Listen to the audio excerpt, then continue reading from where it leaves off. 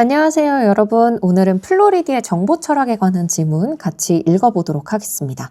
수업 시간에 풀 때 되게 어려웠죠. 근데 여러분뿐만 아니라 선배들도 굉장히 많이 어려워했던 지문이었습니다.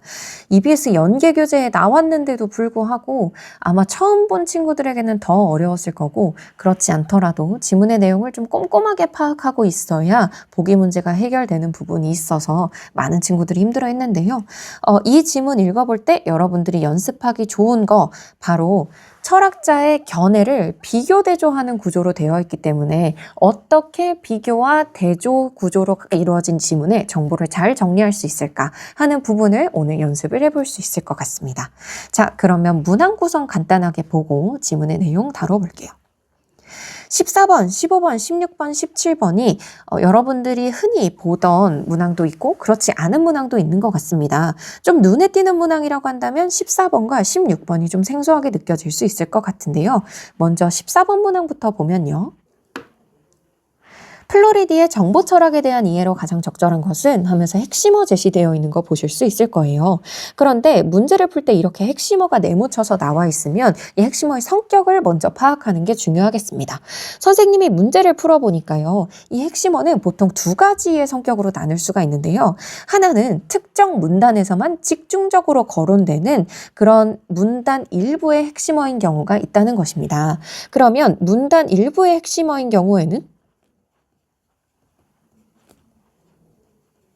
그 문단에만 나오는 단어인지 아닌지를 한번 살펴보시고 그 문단이 끝나면 이 문제를 해결하고 다음 문단으로 넘어가서 글 내용 자체에 집중을 하는 게 도움이 되겠죠. 그런데 두 번째, 다른 경우에는 어떤 경우가 있냐? 한 두세 문단에 걸쳐서만 나오는 게 아니라 지문 전체의 핵심어인 경우도 굉장히 많습니다.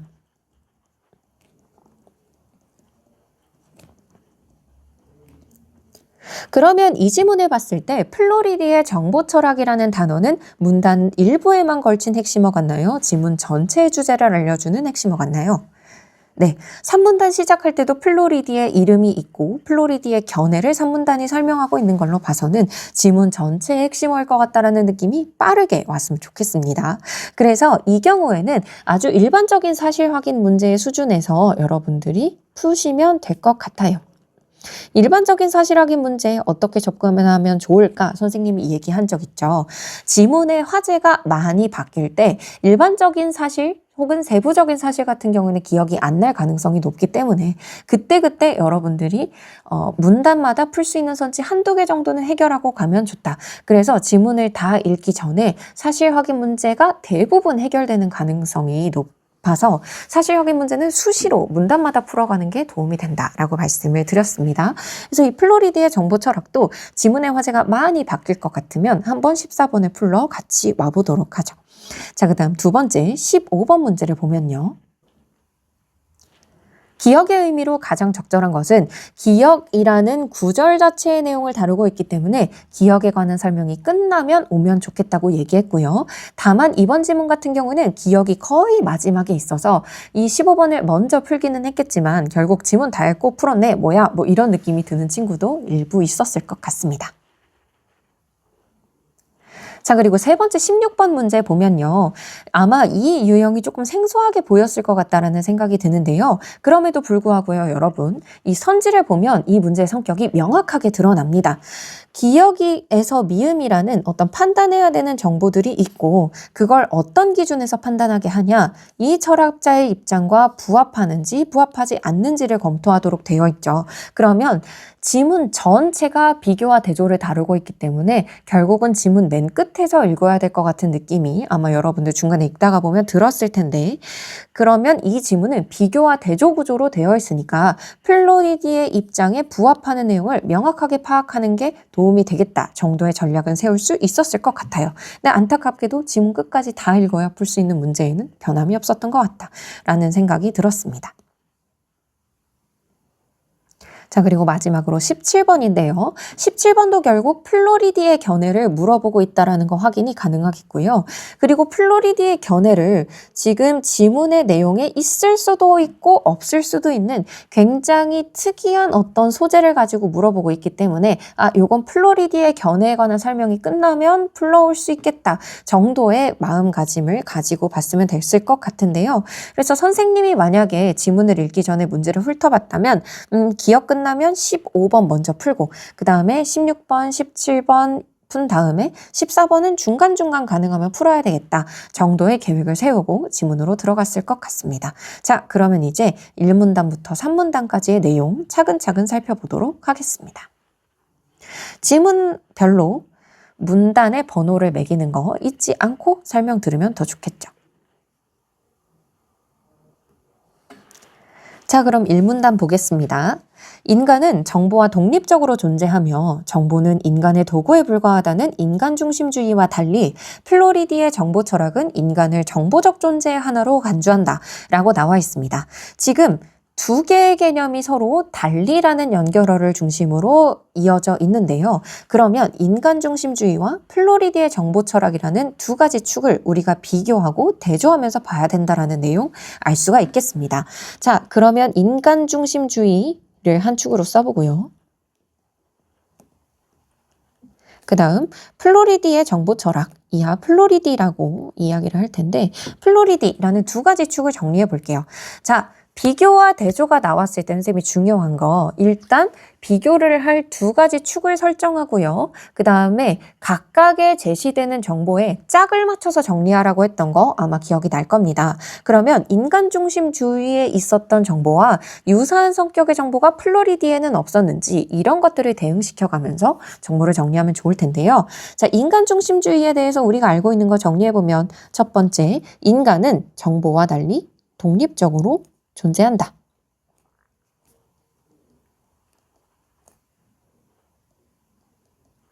그리고 두 번째, 정보는 인간의 도구에 불과하다라고 되어 있는 거죠. 그러면 인간은 정보를 사용하는 어떤 주체로서 적용하나 이런 생각을 해볼 수 있을 것 같고요. 그리고 나서 플로리디의 정보 철학에 관한 내용을 보니 플로리디의 정보 철학은 인간을 정보적 존재의 하나로 간주한다라고 되어 있습니다.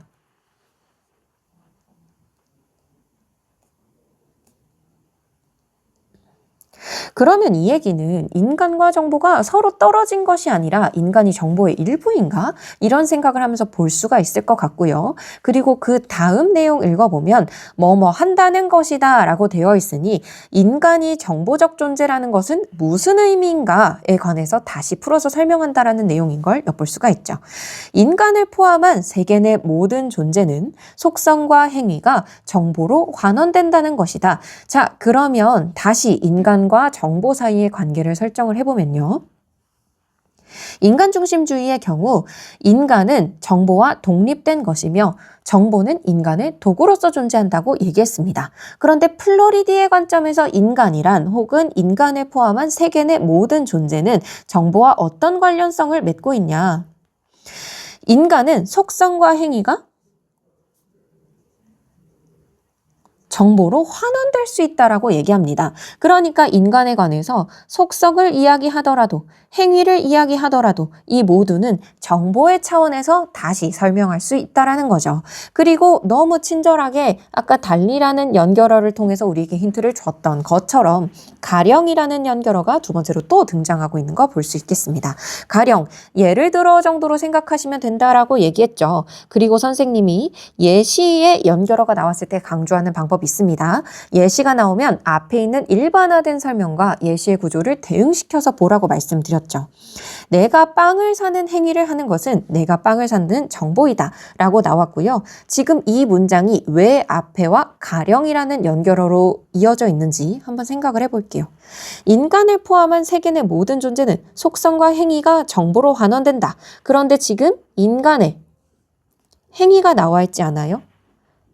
내가, 즉 인간이 빵을 사는 행위를 한다라는 것은 다시 뭐라고 얘기를 할 수 있냐면 내가 빵을 사는 정보로 정리를 할 수 있다는 겁니다. 그러면 인간의 행위라는 말이 다시 정보로 환원됐다라고 정리할 수 있을까요? 네, 예시를 통해서 인간의 행위도 정보로 언급될 수 있구나라고 우리는 얘기할 수 있겠습니다. 자, 그러면서 이렇듯 속성과 행위가 정보로 환원되는 정보적 전제를 플로리디는 인포그라고 부른다라고 되어 있습니다. 그러면 속성과 행위가 정보로 환원되는 존재가 곧 인포그니까 인간 또한 역시 뭐라고 볼 수 있을까요? 인포그라고 얘기할 수 있겠다라고 우리는 생각해 볼 수 있는 거죠. 자, 그러면서 인포그라는 대상에 대해서 조금 더 얘기를 하고 싶은 것 같아요. 여기 지금 인포그라고 부른다 하면서 인포그의 정의가 나왔으니까 정의가 제시된 소재들은 중요하다고 선생님이 수업 시간에 강조했었죠. 그러면 여기서 인포그라는 존재가 뭔지 다시 한번 정보를 정리해 가면서 읽도록 하겠습니다. 인포그란 무엇이냐? 정보적으로 상호 연결되어 영향을 주고받는 존재다.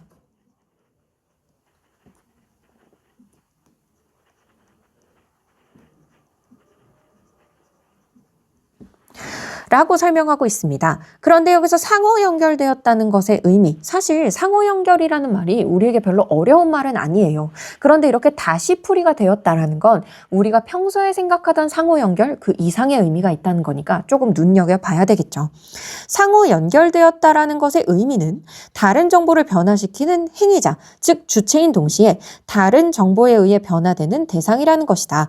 자, 지금 여기에 여러분들은 잘 이해하지 못하겠지만 주체라는 말의 의미를 풀어서 쓰는 마치 정의와 같은 구조가 숨어 있습니다. 혹시 여러분 주체라는 말의 의미를 이 문장 안에서 찾을 수 있을까요? 우리가 앞으로 주체를 본다면 주체라는 건 무엇이냐?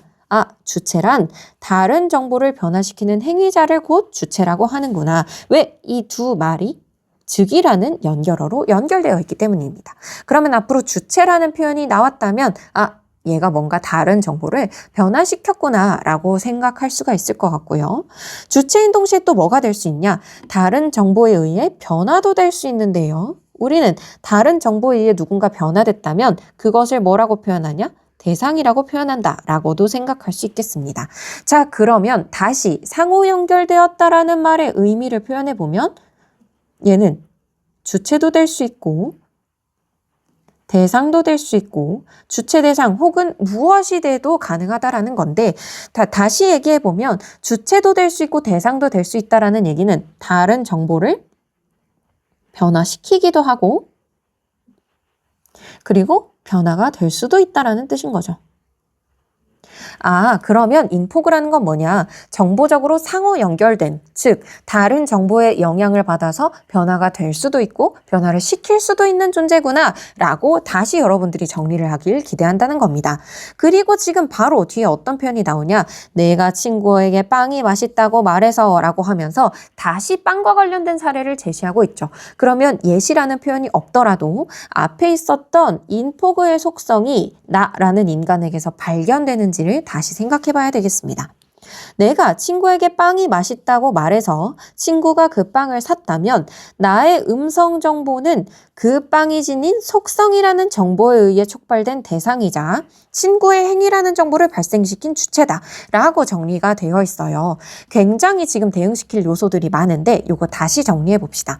내가 친구에게 빵이 맛있다고 말해서 친구가 그 빵을 샀다라는 어떤 사건이 있어요.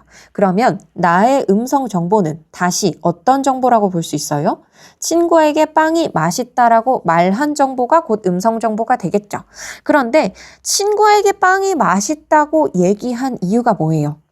빵이 맛있다라는 속성을 가지고 내 생각을 변화시켰기 때문이겠죠. 그러면 빵이 지닌 속성에 의해 나는 이 음성 정보를 만들게 된 거 아닌가요? 그렇기 때문에 빵이 지닌 속성이라는 정보에 의해 촉발된 대상, 즉 빵이 지닌 맛있다라는 속성에 의해서 변화가 된 대상이라고 얘기할 수 있을 것 같고요. 동시에 친구의 행위라는 정보를 발생시키기도 했답니다. 왜? 내가 맛있다고 말했기 때문에 친구가 그 빵을 샀다라고 볼 수가 있는 거잖아요. 그래서 친구의 행위라는 정보를 발생시키기도 했다라고 볼 수가 있는 거죠. 그러면 사실 여러분들이 여기에서 주체와 대상을 연결한 것만도 굉장히 잘한 거지만 한 발짝 더 나아가서 빵이라는 속성이 가지고 있는 힘에 대해서도 생각을 해볼 수가 있어요. 나는 왜 음성 정보를 만들게 됐나요? 빵이 지닌 속성이라는 정보 때문에 촉발되었다라고 표현했었죠. 그러면 나, 대상이라고 볼 수 있을까요? 네, 그렇습니다. 나의 음성 정보는 빵이라는 대상에 의해서 빵이라는 것에 대해서 변화가 촉발된 대상에 국한이 되겠죠. 그러면 여기서 다시 생각해 볼 수 있는 건 빵 때문에 내가 변화를 했으니 빵은 나의 음성 정보를 변화시키는 행위자라고 얘기할 수 있지 않을까요? 그러면 다시 빵은 뭐가 됐냐면 주체라고도 볼 수가 있는 겁니다. 빵이 주체다라는 생각 아마 살면서 한 번도 안 해봤을 텐데 이 질문을 통해서 우리는 빵도 다른 정보를 변화시킬 수 있어? 그럼 빵도 주체가 될 수 있나? 하는 어떤 생각을 같이 해볼 수가 있는 거죠. 예시를 일반화된 설명과 대응시켜야 하는 이유에 관해서 이 문단을 읽으면서 여러분들이 잘 이해를 하게 됐다면 좋겠습니다. 플로리디는 인간을 정보적 상호 연결에 의해 구현되는 인포그의 하나로 본다는 점에서 인포그가 인간이 정보적 상호 연결에 의해서 구현되는 것이다 라는 진술 지금 처음 보는 거 아니죠? 그렇지. 플로리디는 인간 또한 정보적인 상호 연결에 의해서 구현되는 대상 중의 하나로 봤지 라고 정리하면서 읽을 수 있으면 좋겠고요. 다시 인간을 별도의 범주로 분류하는 인간중심주의와 대비된다 라는 지문 초반에 제시된 내용과도 연결할 수 있을 것 같아요. 왜요? 인간중심주의는 인간과 정보의 관계를 어떻게 봤는데요? 독립적인 관계로 봤었죠. 그런데 지금 보니까 인간은 정보 안에서 정보로 설명될 수 있는 환원 가능한 존재로 봤죠. 그러면 여기서 말한 인간, 즉 인포그는 정보적으로 상호 연결되고 그 속성이 정보로 다시 돌려서 표현 가능하기 때문에 인간과 정보가 독립된 존재라고 보기 어렵고 오히려 그 정보적 존재들과 연결되어서 존재하는 것이다 라는 플로리디의 견해를 정리할 수 있겠네요. 그러면 인간과 정보의 관계에 대해서 인간중심주의와 플로리디가 가지고 있는 서로 다른 생각도 같이 볼 수 있다. 그러면서 정보적 주체라는 건 혹은 정보적 존재라는 건 이 세상 무엇이든 될 수 있는데 이 세상 무엇이든 주체도 되고 대상도 될 수 있다라는 생각도 같이 볼 수 있겠습니다. 지금까지 선생님 수업을 열심히 들었던 친구들이라면 여기서 한 가지 의문을 품어야 됩니다. 뭐가 중요하냐면 읽기 과제가 중요한 건데 1문단을 읽었는데도 읽기 과제를 찾을 수가 없어요. 그런데 읽기 과제라는 건 우리가 지문을 읽으면서 언제든 생성되고 혹은 언제든 바뀔 수 있는 거기 때문에 그래서 우리는 무슨 문제를 해결하면서 읽어야 되지? 어떤 내용이 다음에 전개될까? 하는 의문을 이 문단에서 찾아야겠다는 목표의식도 가져야 되겠습니다. 자, 그리고 이 문단으로 넘어가 보면요. 인간을 바라보는 관점의 차이는 윤리적 견해의 차이로 이어진다라는 내용이 이 문단 초반에 나와 있습니다. 그러면 잠깐 다시 떠올려 볼게요. 여러분들은 인간을 바라보는 관점의 차이에 관해서 읽은 적이 있나요? 네 라고 대답했길 바랍니다. 왜? 여러분들은 인간에 관해서 서로 다른 관점을 가지고 있는 두 견해를 이미 봤잖아요. 인간중심주의라는 견해와 플로리디라는 사람의 견해를 대비를 시켜보면 인간은 정보랑 다르게 독립되어 있어. 그리고 정보는 인간의 도구로만 작용해 라고 얘기했던 것과 다르게 인간 또한 정보적인 속성으로 환원되어서 설명될 수 있고 인간뿐만 아니라 세계 내 모든 존재가 정보라는 관점에 대해서 변화를 당할 수도 있고 변화를 시킬 수도 있는 존재야 라고 했기 때문에 서로 다른 관점으로 이어질 수 있다라는 생각을 해볼 수 있을 것 같아요. 그러면 인간에 대한 관점의 차이가 어떻게 윤리적 견해의 차이를 만들까? 인간에 대한 관점이 어떻게 윤리적인 판단도 다르게 만들까를 생각하면서 그 다음을 읽는 게 우리의 읽기 과제가 되겠습니다. 요거 중요하니까 밑줄 한번 쳐놓고요. 이것과 관해서 여러분들이 정말 윤리적 견해의 차이가 인간관에 따라 발생했는지를 이해하면서 읽고 있는지 2, 3문단 끝날 쯤 정리해 보도록 할게요. 존재함 즉 있음을 경험될 수 있다라는 뜻으로 정의하는 경험주의와 달리 인포그의 있음은 상호 연결의 주체와 대상이 될 수 있다라는 뜻으로 정의된다. 자, 인포그의 있음은 상호 연결의 주체와 대상이 될 수 있다라는 뜻으로 정의가 된대요. 그러면 이건 뭐랑 서로 다른 의미로 봐야 되냐면 경험될 수 있다라는 뜻과 다르다라고 얘기하고 있고요. 지금 여기 경험주의와 달리라고 되어 있는데 인포그의 있음이라는 게 다름과 연결이 되어 있으니까 우리는 인간관을 파악할 때 경험주의라는 것도 같이 고민을 해봐야 될 것 같다라는 생각이 듭니다.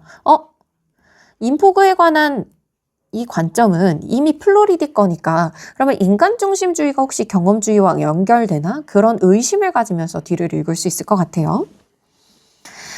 자, 경험주의에 관한 설명은 여기서 끝났으니까 조금 기다려보고요. 그럼 인포그의 있음이란 뭔지 좀 더 자세하게 이해를 해볼게요. 인포그가 있다라는 건 무슨 의미냐면 그 인포그는 주체도 될 수 있고 대상도 될 수 있는 뜻이라고 지금 지문에서 설명하고 있죠. 그러한 연결 속에서 인간을 비롯한 모든 인포그들은 자, 인간을 바라보는 관점 차이 우리 파악하고 있으니까 인간을 비롯한 인포그라고 얘기하더라도 인포그에 관한 모든 진술이 인간에 관한 관점을 다루고 있다라는 생각 다시 한번 해봅니다. 동일한 권리는 아니지만 각자의 본성에 적합한 방식으로 있을 나름의 권리를 가진다라고 플로리드는 주장한다. 이 표현이 좀 어려울 수 있는데요. 이건 아주 나중에 여러분들이 해석할 수 있는 표현입니다. 그래서 만약에 여러분들이 좀 더 지문 분석을 잘하고 싶다면 이 표현이 무슨 뜻인지를 떠올려 보는 것도 나중에 중요한 과제가 될 것 같아요. 자, 일단 이해할 수 있는 것들까지만 연결해서 이해를 해보면요. 인포그들은 상호 연결의 주체와 대상이 되면서 서로 영향을 끼치고 받고 그러면서 존재하는데 각자의 본성에 적합한 방식으로 정보가 영향을 끼치기도 하고 영향을 받기도 하는구나 정도까지 이해를 할 수 있을 것 같아요. 자유의지를 지닌 인간만을 도덕행위자로 인정하는 칸트 윤리학과 생명의 절대적인 가치를 부여하는 생명중심 윤리학은 도덕적 주체 및 도덕적으로 대해야 하는 대상의 범위에서 인공물을 제외하지만 플로리드는 존재하는 것의 내재적 가치를 있음에서 찾음으로써 인공물로까지 그 범위를 확장한다. 자, 여러분들도 기억하시겠지만 플로리드는 빵조차도 주체가 될 수 있다고 봤던 사람입니다. 그런데 여기에서 경험주의뿐만 아니라 플로리디와 대립하는 인간관이 또 있는 걸 볼 수 있어요. 지금 보면 자유의지를 지닌 인간만을 도덕행위자로 인정한다 라고 되어 있죠.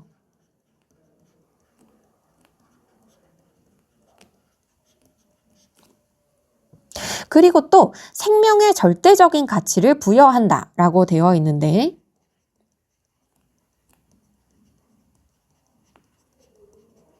이런 관점을 가지고 있는 것들이 어떤 판단을 하고 있냐? 윤리적인 판단으로 볼 때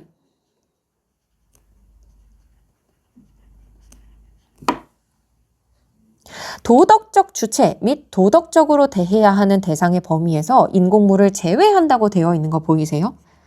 우리가 지금 이 문단 읽을 때 어떤 목표를 세웠었냐? 인간을 바라보는 관점에 차이가 있는 두 주체는 윤리적인 견해도 차이가 있을 것이다 라고 얘기했는데 윤리적, 도덕적 판단을 얘기하기에 앞서 인간관 혹은 생명에 관한 관점을 다루고 있는 거 보이시죠? 그러면 읽기 과제에 관한 내용이 나와 있으니까 이 부분 중요하다라는 생각하면서 인간만 자유의지를 가져 생명만 절대적으로 중요한 거야 라고 강조하는 애들은 어떤 윤리적인 판단을 하냐? 도덕적 주체라는 표현 아까 봤던 것 같은데 라고 생각하면서 도덕적으로 대해야 하는 대상의 범위에서 뭐는 포함되지 않는다. 인공물은 포함되지 않는다. 그러면 누구만 포함된 것으로 볼까요? 아마 도덕 주체와 도덕 대상에 인간만 포함된 것으로 볼 거라는 생각이 듭니다. 인간은 괜찮지만 인공물은 도덕적으로 대하거나 도덕적으로 행동할 수 없다라고 보는 거죠. 그런데 지금 이 둘이 하지만으로 연결되어 있으면서 플로리디는 존재하는 것의 내재적 가치를 있음에서 찾음으로써 아니야, 그렇지 않아. 존재한다라는 건 말이지 있음이라고 얘기하는 것만으로도 가치를 가져. 그런데 아까 플로리디에 있으면 뭐라고 했는지 기억나요, 여러분? 플로리디에 있음은 상호 연결의 주체와 대상이 될 수 있는 것이었고요. 그럼 그 얘기는 뭐냐면 정보로서 변화에 영향을 끼치고 변화의 영향을 받을 수 있는 모든 것이 다 존재로서의 내재적 가치를 지닌다는 거기 때문에 도덕적 판단의 대상인 인공물까지도 상호 연결의 주체와 대상이 될 수 있으므로 도덕적으로 행동할 수 있는 주체 혹은 대상이 될 수 있다라고 얘기를 하는 거죠. 자, 여기서 그 범위라는 표현이 궁금한 친구들은 요 지시어 잘 정해줘야 되겠죠. 도덕적 주체 및 도덕적으로 대해야 하는 대상의 범위에 누구까지 포함시켰다? 인공물까지 포함시켰다라고 얘기를 하는 겁니다. 그러므로 인공물 또한 도덕적으로 대해야 될 대상 안에 들어간다라고 보는 겁니다. 그러면 궁금한 건 인간도 들어갈까요? 네, 당연히 인간도 포함이겠죠. 그래서 지금 보시면 인간에 관해서 인간만 자유의지를 지녀 절대적 가치를 지닌 건 생명뿐이야 라고 얘기하는 칸트 윤리학, 생명중심 윤리학 같은 경우에는 도덕적인 주체와 대상에 인공물은 배제하고 인간만 포함을 시키고 있지만 있음 자체에서 존재 가치를 갖는 플로리디 윤리학 같은 경우에는 도덕적으로 대해야 하는 대상에 당연히 인간뿐만 아니라 인공물도 넣고 있다는 걸 확인할 수가 있겠습니다. 1문단과 2문단에 정말 집약적으로 정보가 많이 전개가 되어 있고요. 그리고 이거 구체적인 진술이 아니라 굉장히 철학적인 정의 수준에서 진술하고 있기 때문에 예시랑 연결을 잘 하지 않았던 친구들은 지문 읽기가 꽤 힘들 수 있었겠습니다. 그래서 여러분들이 이 부분에 관해서 내가 정말 예시, 정의 그리고 비교 대조를 잘 하고 있었는지를 생각해 보면서 이 문단까지 복습을 잘 하면 좋을 것 같아요. 자, 그리고 지금 3문단으로 들어가려고 보니까 인포스피어라는 표현이 새로 나오는 거 보이시죠? 이럴 때는 우리는 뭘 고민해야 되냐? 내가 지금 제시된 정보를 한 번에 다 이해할 수 있냐라고 생각한다면 더 읽어나가도 좋지만 여기까지만 해도 정보가 너무 많았어. 이럴 때는 사실 확인 문제를 푸는 것도 도움이 된다라고 말씀드렸죠. 혹시나 정보가 너무 긴 친구들을 위해서 잠깐 멈추고 14번에 해결할 수 있는 선지가 있는지 점검을 한번 해보도록 하겠습니다. 플로리디의 정보 철학에 관한 이해로 가장 적절한 것은 되어 있는데요. 있음의 개념은 경험주의에서 정의하는 것과 같은 뜻을 지닌다. 여러분도 기억하시겠지만 경험주의의 있음과 플로리디의 정보 철학의 있음은 서로 다른 내용이었습니다. 경험주의에서의 있음은 경험될 수 있다 였지만 플로리디에서 있음이라는 건 뭐냐면 정보적 주체로서 변화를 시키기도 하고 정보적 대상으로서 영향을 받기도 하는 것이라고 얘기를 했었죠. 그래서 같은 뜻이라고 얘기하기 어렵고요. 그 다음에 두 번째, 인간과 영향을 주고받는 정보는 모두 음성 정보의 형태로 전달된다. 그렇다기에는 여러분들 기억하시겠지만 빵의 속성이라는 정보가 나한테 영향을 끼쳤었죠. 그렇기 때문에 음성 정보만 인간과 영향을 주고받는다라고 보기 어렵습니다. 그래서 모두라는 표현이 여기서는 잘못됐을 것 같아요. 그 다음에 3번. 사물이 지닌 속성과 마찬가지로 인간이 지닌 속성 또한 정보로 환원될 수 있다. 자, 빵의 속성 정보가 제시됐으니까 사물이 지닌 속성도 정보로 환원될 수 있다는 건 여러분들이 당연하게 이해를 했을 텐데요. 인간이 지닌 속성 또한 정보로 환원될까요? 고민해 보시면 인간을 포함한 세계 내 모든 존재는 속성과 행위가 정보로 환원된다라는 내용 1문단에 있었습니다. 그러니까 인간이 지닌 속성 또한 정보로 환원된다라는 말이 지문에 부합하는 진술이겠네요. 답은 3번일 것 같고요. 와, 우리 지문 전체 다 아직 읽지 않았는데도 불구하고 14번에 관해서 정답 선지 정도는 판별할 수 있었어요. 그러면 4번하고 5번 같은 경우에 지금 보니까 추상화층이라는 표현 아직 우리 본 적 없죠. 그러면 4번과 5번은 틀렸을 가능성이 높아라는 어떤 믿음을 가지고 맞는지 틀린지 검증 정도만 해준다면 14번을 좀 더 빠르게 해결할 수가 있게 되겠네요. 하나의 정보적 존재는 다른 정보적 존재들과의 상호 연결 관계를 둘 이상 맺을 수 없다. 그런지 고민을 해보시면 인포스피어의 모든 존재들, 죄송해요. 아직 인포스피어 안 읽었는데 인포그들은 서로 존재를 모두 연결 관계를 맺고 있다고 했기 때문에 관계를 둘 이상 맺을 수 없는가에 관한 얘기하기 좀 어려울 것 같고요. 다시 생각을 해봐도 우리 예시만 보더라도 사실 해결이 가능하겠죠. 빵이라는 존재가 나와도 친구와도 관계를 맺고 있었고요. 친구의 빵을 구매한다라는 행위는 나 그리고 빵이라는 정보와의 모두 연결을 가지고 있었기 때문에 예시만 보더라도 5번이 틀렸다라는 걸 알 수가 있겠습니다. 그러면 4번이 왜 틀렸는지를 생각을 하면서 뒤를 읽으면 더 좋겠네요. 자, 그러면 이제 3번 문단 읽어보도록 할 텐데요. 우리는 사실 이미 1문단과 2문단에서 2문단 초반에 있었던 읽기 과제를 해결했습니다. 즉, 인간관의 차이는 윤리관의 차이를 만든다고 얘기했었는데요. 그것이 다른 세계의 판단에 관해서 어떤 교훈을 또 줄까 정도 이외에는 아직 지문에 대해서 이해하고 있는 게 없죠. 그래서 3문단의 새로운 목표에 관해서도 좀 고민을 하면서 읽어보도록 할게요. 플로리디는 인포그와 그 상호 연결을 망라하는 공간을 인포스피어라 칭한다. 온라인 공간과 오프라인 공간이 중첩되어가는 오늘날 우리의 생활환경 전체가 인포스피어에 해당한다. 자, 그러면 이 인포그라는 주체들과 그 상호 연결을 망라하는 공간을 인포스피어라고 한다고 되어 있죠. 그러면 인포그들이 서로 연결을 주고받고 있는 이 공간 전체가 인포스피어라는 것도 생각을 해볼 수 있을 것 같고요.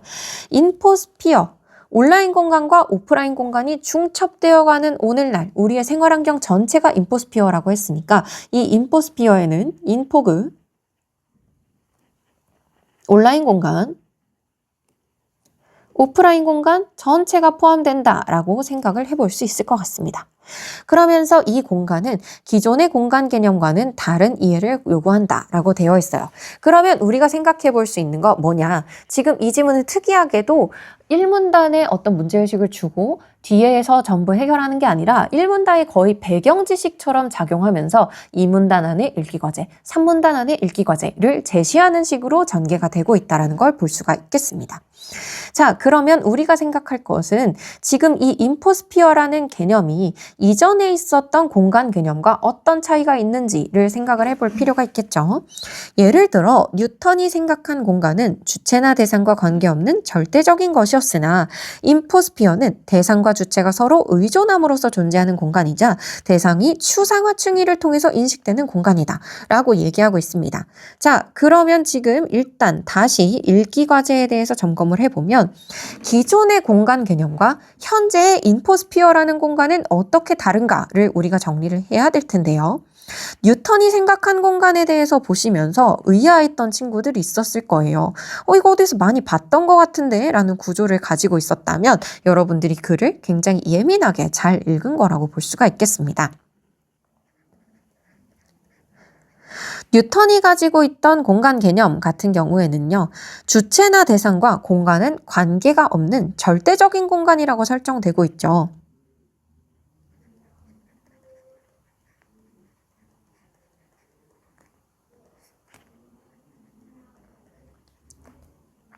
다시 주체와 대상과 공간은 서로 연결되지 않는 독립된 존재로서 설정하고 있다는 걸 볼 수가 있을 겁니다. 선생님이 이 그림 뭔가랑 비슷하게 그리지 않았나요? 네, 맞아요. 지금 보면 이 인간 중심주의의 그림과 공간 개념을 다룬 뉴턴의 그 진술이 거의 비슷한 도식으로 나타났다는 걸 볼 수가 있어요. 그런데 지금 보시면 인포스피어는 대상과 주체가 서로 의존함으로써 존재하는 공간이자 대상이 추상화 층위를 통해서 인식되는 공간이 곧 인포스피어라고 되어 있습니다.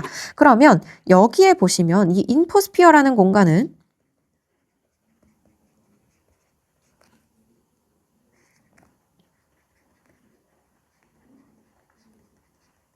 주체와 대상이 서로 의존하는 관계라고 설정이 되어 있어요.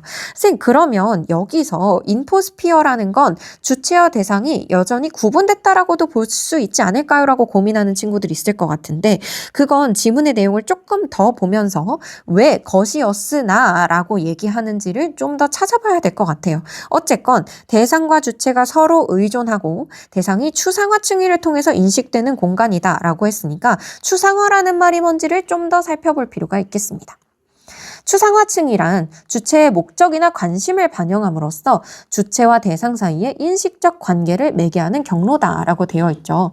지금 보면 대상이 추상화층위를 통해서 인식된다고 했는데 추상화란 뭐냐?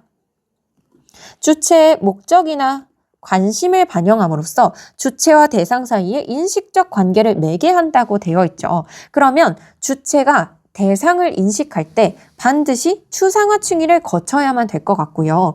대상을 인식하더라도 뭘 고려해야 하냐면 주체가 어떤 목적을 가지고 대상을 인식하는지, 관심을 가지고 인식하는지를 알아야 되기 때문에 뭘 생각할 수 있냐? 대상이 추상화 층위를 통해서 인식하는 거라면 주체를 고려해서 대상을 인식할 수밖에 없겠죠. 그래서 대상과 주체는 서로 의존한다 혹은 연결되어 있다. 정보를 영향을 주고받는 관계다라는 걸 우리가 다시 생각해 볼 수 있어요. 추상화 층위에서는 그 층위를 선택한 주체의 목적에 부합하는 속성만 정보로 인식되고 나머지 정보는 생략된다라고 되어 있죠.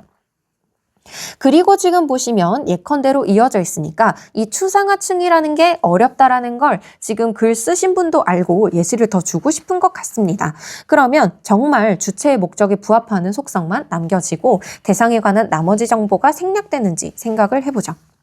차를 구매할 때 안정성을 목적으로 추상화 층위를 선택했을 때는 에어백 성능 등의 정보가 인식된다라는 문장의 구조를 가지고 있는데요. 자, 주체가 지금 염두에 두는 목적은 뭐냐면 안정성입니다. 그러면 차를 구매하기 위해서 차가 가지고 있는 정보는 여러 가지가 있을 거예요. 가격도 있을 수 있고 에어백도 있을 수 있고 안전 옵션도 있을 수 있고 디자인도 있을 수 있고 여러 가지가 있겠죠.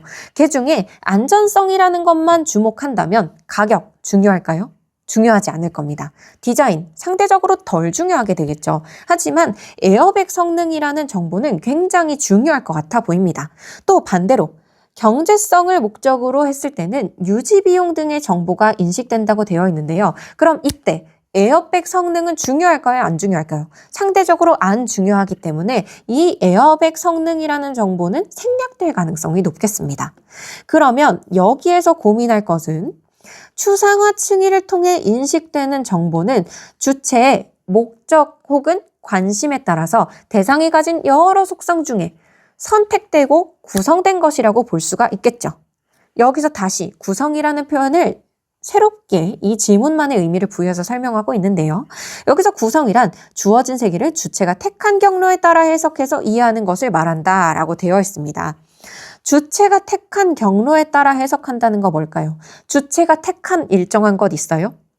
주체는 안전성만을 고려해서 차량을 보거나 경제성만을 고려해서 차량을 보겠다라고 일종의 선택을 했다라고 보는 거고요. 그거에 따라서 여러 가지 정보 중에서도 에어백 성능이라는 정보가 선택되거나 유지 비용이라는 정보만이 선택되어 그 경로에 따라서 즉 안전성이라는 경로, 경제성이라는 경로에 따라서 세 개의 정보가 해석된다라는 거죠. 그래서 플로리디에 따르면 인포스피어라는 공간은 주체가 발견한 것도 주체가 만들어낸 허구도 아니고 이 전체의 정보들이 오고 가는 상황 속에서 추상화 층위에 따라서 주체에 해석되는 어떤 공간이라고 보는 겁니다. 그리고 이 상호작용을 하는 모든 공간이 인포스피어라고 봤으니까 주체와 대상 모두가 연결된 이 공간 자체가 인포스피어라고 볼 수가 있는 거죠. 그러면서 정보 철학은 삶의 터전이 온라인으로 확장되는 한편 인공지능의 비인간 행위자가 인간과 공존하는 현대의 변화를 통찰한다는 의의를 지닌다라고 얘기하면서 마무리되고 있는데요. 그러면 여기서 다시 얘기할 것, 갑자기 뜬금없이 왜 이런 문장을 설명하면서 지문을 마무리하나 고민되는 친구들도 있을 것 같은데요. 정보 철학은 삶의 터전이 온라인으로 확장되면서 인공지능 등의 비인간 행위자 혹은 시스템 등의 비인간 행위자 같은 아주 다양한 비인간 행위자가 우리 현대사회에 생기게 되었습니다. 그리고 이 현대사회의 공간이라는 건 온라인과 오프라인 모두 구분할 수 없다라고 얘기했던 거 기억나죠? 그러면 인공지능이라든지 특히나 육체를 가지지 않고 있는 이 시스템 등의 비인간 행위자가 인간과 어떤 관계를 맺으면서 살지 중요할까요? 중요하지 않을까요? 중요하게 되겠죠. 그리고 이 비인간 행위자라는 말이요. 사실 선생님이 이미 이 메모창에 거의 비슷하게 적어둔 단어가 하나 있습니다. 비인간 행위자와 비슷한 의미로 쓰인 세 글자짜리 단어 혹시 이 안에서 찾을 수 있나요?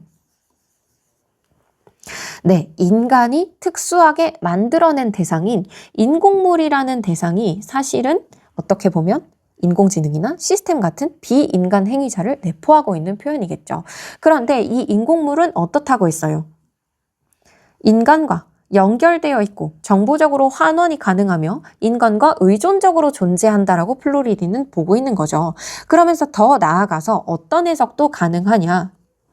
이 인공물이라는 것들은 도덕적인 대상으로 취급할 수 있다라고 플로리디가 이야기했기 때문에 인간뿐만 아니라 인공물도 우리는 도덕적인 대상으로 대하고 서로 의존하고 연결되면서 살아야 해라는 플로리디가 결론을 낼 수 있었다라는 걸 이 마지막 문장을 통해서 추론하길 기대하는 겁니다.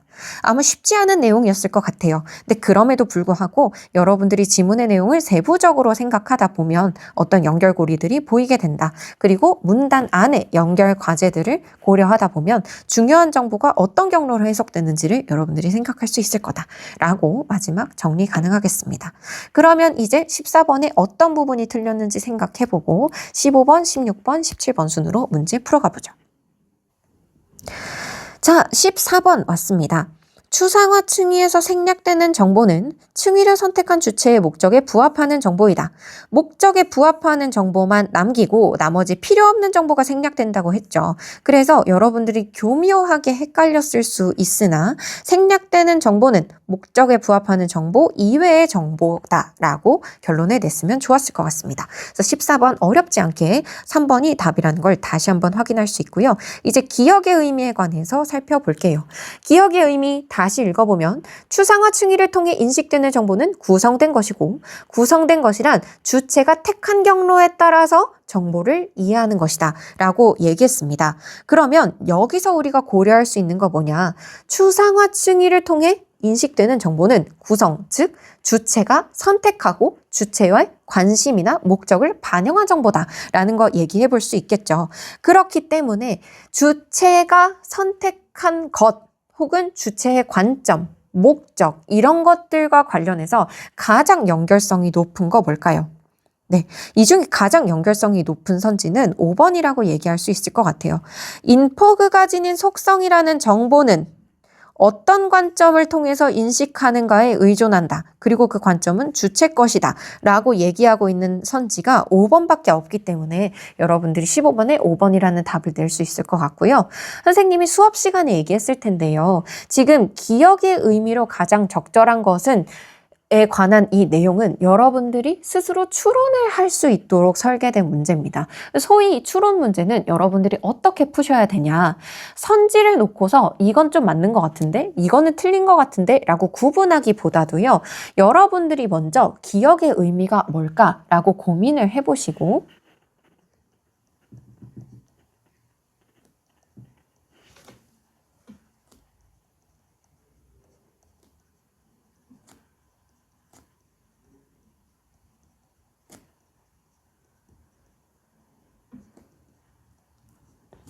선지를 보기 전에 내 주관으로 하나의 답을 미리 만들어 보셔야 됩니다. 그리고 내가 주관을 세운 다음에 내 생각에 가장 부합하는 선지를 고르는 것이 추론 문제를 잘 해결할 수 있는 방법이라고 볼 수가 있어요.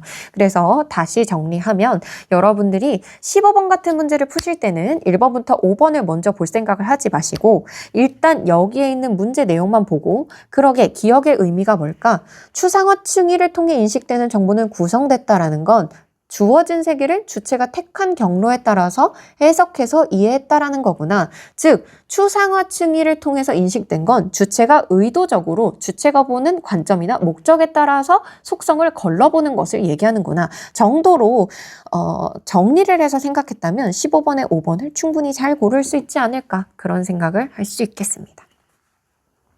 자, 그 다음 이제 16번에 대한 내용 볼게요. 윗글을 바탕으로 다음에 기억에서 미음에 대해 판단한 것으로 적절하지 않은 것은 되어 있는데요. 자, 1번 보시면 사실 여러분들이 이미 좀 이상하다라고 생각할 수 있으면 좋았겠습니다. 인간은 무엇이 그 본성에 적합한가와 무관하게 다른 인공물들과 동일한 권리를 가진다라고 되어 있는데요. 사실 무엇에 그 본성에 적합한가와 무관하게 라는 부분에서 여러분들이 지문에서 떠올릴 수 있는 부분이 있습니다. 그러한 연결 속에서 인간을 비롯한 모든 인포그들은 동일한 권리는 아니지만 각자의 본성에 적합한 방식으로 있을 나름의 권리를 가진다고 플로리드는 주장한다라고 되어 있는 거 보이죠. 그러면 여기서 말하는 건 어떤 의미가 함축되어 있냐? 인포그끼리 권리는 동일하지 않을 수 있다. 그럼에도 불구하고 본성에 따라 나름대로 다른 권리를 갖게 된다라고 얘기하는 거죠. 그렇기 때문에 인간은 인공물들과 무엇이 그 본성에 적합한 거와 무관하게 동일한 권리를 가진다고 하면 아마 플로리디는 반대했을 겁니다. 그래서 기억은 플로리디의 입장과 상충한다라고 얘기를 했었어야 되고요. 그래서 무관하다 혹은 본성에 따라 가진다라는 이 표현이 대비적이었다는 걸 알면 여러분들이 충분히 잘 풀어냈을 거라고 생각합니다. 나머지 한번 볼게요. 모든 정보는 인간의 행위에 의해 발생한다. 행위에 의해 발생하지 않은 정보도 있었죠. 빵 자체의 속성이라든지 아니면 그 대상이 가지고 있었던 그 차량 구매 시에 차량이라는 대상이 가지고 있었던 그 속성들은 다 정보로 환원이 가능했습니다. 그리고 플로리드의 입장과 상충한다고도 볼 수 있겠죠. 디귿은 인간 중심주의의 입장과 상충하지 않는다라고 되어 있는데요. 정보가 도구일 뿐이다라는 내용 1문단에 있었고 인간이 정보와 별개로 존재한다는 거 인간 중심주의 입장을 거의 풀어서 설명한 거니까 이거 맞다고 볼 수 있겠습니다. 그다음에 4번 리을은 뉴턴의 입장과 상충하지만 플로리드의 입장과는 상충하지 않는다라고 되어 있어요. 주체가 속한 공간, 즉 인포스피어는 주체가 어떤 인식적 매개 경로를 택하는가에 의해 영향을 받는다라고 되어 있고요. 인식적 매개 경로를 택하는 것을 곧 우리가 뭐라고 얘기했었냐면 구성한다라고 얘기했었죠. 그래서 주체가 속한 공간은 그 구성에 관해서 영향을 받는다라고 얘기할 수 있겠는데요. 플로리디의 입장과 상충하지 않는다는 거, 이 정도 해설로도 여러분들이 충분히 얘기할 수 있을 것 같고요. 그럼 뉴턴의 입장과 왜 상충하냐? 이거에 관해서 학생들이 고민을 많이 해서 4번을 고른 친구들도 꽤 있을 것 같아요. 1번을 놓쳤다면. 뉴턴은 공간과 주체에 관해서 뭐라고 얘기했었어요? 주체와 공간은 서로 독립되어 있다고 했죠. 그렇기 때문에 영향을 주고받는다라는 진술 자체가 뉴턴의 입장과는 분리된 입장이라고 보시면 되겠습니다. 뉴턴이 생각한 공간은 주체나 대상과 관계없는 절대적인 것이기 때문에 영향을 주고받는 관계다라고 설정하는 진술 자체가 잘못됐다고 볼 수 있죠. 그러므로 뉴턴의 입장과 상충된다라는 표현도 옳다라고 볼 수가 있겠습니다. 마지막 5번 볼게요. 미음은 생명중심 윤리학의 입장과 상충하지 않지만 인공물은 도덕적으로 대해야 되는 대상이 아니라고 우리 생명중심 윤리학에서 아까 정리했었죠. 플로리디의 입장과는 상충하겠습니다. 왜? 인공물은 도덕적으로 대해야 하는 대상이 맞다고 플로리디는 봤기 때문이죠. 그래서 답은 1번이라고 보실 수가 있겠습니다. 마지막 17번 여러분들에게 되게 어려웠을 것 같은데요. 17번을 통해서 알 수 있는 거 뭐냐? 보기 안에도 충분히 중요한 내용들이 담겨 있으니 보기 꼼꼼하게 읽어야겠다 정도의 교훈 얻어가시면 될 것 같아요. 자, 내용 한번 보겠습니다. 선생님의 강연을 칸트와 비교하여 듣고 책임의 소재에 대해 궁금해졌습니다. 그러면 우리가 다시 떠올릴 것은 칸트와 플로리디가 어떤 점에서 견해 충돌이 있었는지죠. 기억하시겠지만 칸트 같은 경우에는 자유의지가 있는 인간만이 도덕적 주체이자 대상이 될 수 있다. 그리고 인공물은 그 안에 포함되지 않는다라고 얘기했었습니다. 그런데 반면 플로리디는 어때요? 이 세상에 모든 것들이 존재 가치가 있기 때문에 인간뿐만 아니라 인공물도 도덕적 대상이 될 수 있었다라고 얘기를 했죠. 그러면 그것과 관련해서 판단하는 내용이 나올 것 같습니다.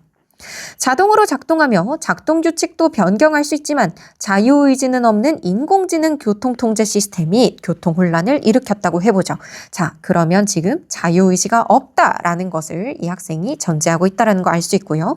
인공지능, 맨 마지막에 인공지능이 비인간 행위자라고 일컬어졌던 거 기억나시죠? 괜히 인공지능 얘기가 나온 게 아닌 것 같습니다. 그러면서 이 비인간 행위자라는 게 마지막에 우리가 결론을 내리기로는 인공물의 영역에 들어갔던 거 아닌가? 라는 얘기도 해봤던 거 떠올려 볼게요. 자, 이에 대한 선생님의 견해를 듣고 싶습니다. 라고 얘기를 했는데요. 플로리디가 이렇게 해설합니다. 칸트에 따르면 자유의지가 있다는 것은 행위에 대해 도덕적 책임을 질 수 있음을 뜻합니다. 그러면 반대로 AITCS는 도덕적 책임을 질 수가 없는 상태군요. 학생이 예로 든 시스템이 혼란에 대한 책임을 질 수는 없지만 우리가 생각했던 거 바로 답변하고 있고요. 나는 칸트와 달리 그 시스템이 도덕 행위자에 포함될 뿐 아니라 도덕적 옳고 그름까지 평가될 수 있다고 봐요. 그러면 칸트와 다르게 이 플로리디 같은 경우는 이 시스템이라는 친구들이 뭐 할 수 있다고 보는 거예요. 도덕적인 행위도 할 수 있고 걔가 잘했는지 못했는지 평가를 할 수 있다고 보는 거죠. 그런데 지금 여기 특이한 점이 있습니다. 학생이 예로 든 시스템은 혼란에 대한 책임을 질 수 없다라고 봤던 거 누구랑 똑같냐면 칸트랑 똑같죠. 왜 이렇게 해석할 수 있냐? 칸트는 자유의지가 있으면 책임을 질 수 있다고 봤잖아요. 그런데 자유의지가 없으니 칸트가 생각할 때 AITCS는 도덕적 책임을 질 수 없다고 봤을 겁니다. 그리고 플로리디도 이 부분을 부정한 적이 없어요. 이처럼 정보화 사회에서는 책임을 질 수 없는 도덕 행위자가 늘어난다라고 되어 있죠. 그러면 이 표현을 통해 알 수 있는 것은 AITCS는 도덕 행위자로 분류는 가능하나 도덕적 책임은 질 수 없는 존재라고 플로리디는 봤군이라고 우리는 이해하면 되겠습니다. 그래서 인포스피어의 책임 있는 관리자로서의 인간을 나는 호모 포이에티쿠스라고 부릅니다. 라고 되어 있는데요. 자, 1번 선지부터 쭉 해설해 보겠습니다. AITCS는 호모 포이에티쿠스에 속하지 않으며, 자, 이 말은 다시 말하면 인포스피어의 책임 있는 관리자로 AITCS를 포함시킬 수 없다라는 거죠. AITCS, 도덕적인 행위에 책임을 질 수 있어요? 없어요? 플로리디의 견해에 따르면 책임은 질 수 없다라고 얘기했기 때문에 여기까지 옳습니다.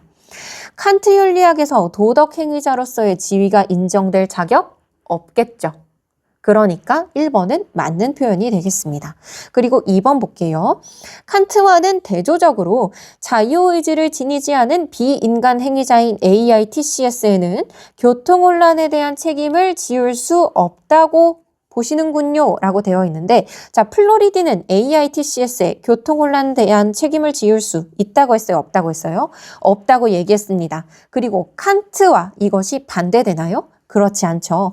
칸트 또한 AITCS는 자유의지가 없기 때문에 교통혼란에 대한 책임을 지울 수 없다고 얘기했습니다. 그렇기 때문에 답은 2번이라고 보면 되겠습니다. 그리고 나머지도 한번 살펴볼게요. AITCS와 같은 인공물이 운전자와 보행자에게 바람직하지 않은 결과를 초래하지 않게끔 예방적으로 관리할 책임이 호모 포이에티쿠스에게 있다.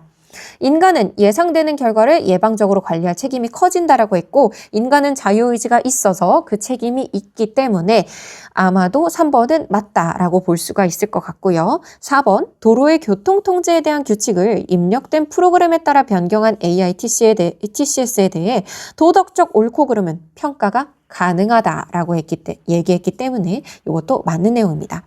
마지막 5번 볼까요? AITCS와 같은 인포그들이 상호 의존함으로써 존재하는 생활환경의 인포스피어를 인간은 더 나은 공간으로 갖고 나가야 된다라고 마지막 부분에서 얘기하고 있기 때문에 5번도 맞다고 볼 수가 있겠죠. 그리고 인포그가 상호 의존함으로써 존재하는 생활환경이 인포스피어인지는 지문에 이미 드러나 있었기 때문에 여러분도 맞다고 판단할 수 있었을 거라고 봅니다. 자, 이렇게 전체 내용 한번 읽어봤어요. 정말 쉽지 않은 지문이었고요. 함축적인 내용들이 많아서 예시를 통해서 적극적으로 이해하고 앞에 있었던 내용을 여러분들이 적극적으로 끌어와야만 뒤에 있는 내용도 이해가 가능했던 지문이었던 것 같습니다. 요거 꼼꼼하게 공부해보시고 혹시 질문 있다면 언제든지 선생님에게 연락주세요. 그래서 오늘 여러분들이 지문을 통해서 배웠던 거 다시 한번 정리해보도록 하겠습니다. 첫째, 비교, 대조하실 때 하나의 축을 정하고요. 한쪽에만 제공된 정보면 반대쪽은 어떤 정보가 제공되었는지 정보의 짝을 이루면서 대응시켜 간다. 그 다음에 두 번째로 여러분들이 예시가 나오면 일반화는 설명하고 대응시켜 가면서 이해하시면 조금 더 정리가 잘 된다. 이런 것들 좀 생각하면서 읽을 수 있으면 좋겠고요. 그리고 지문 전반에 드러나진 않았지만 일기 과제에 유의하면서 읽는 것도 앞으로 꾸준히 연습해 봅시다. 그러면 이번 지문은 여기서 마무리하도록 하겠습니다. 모두 수고하셨습니다.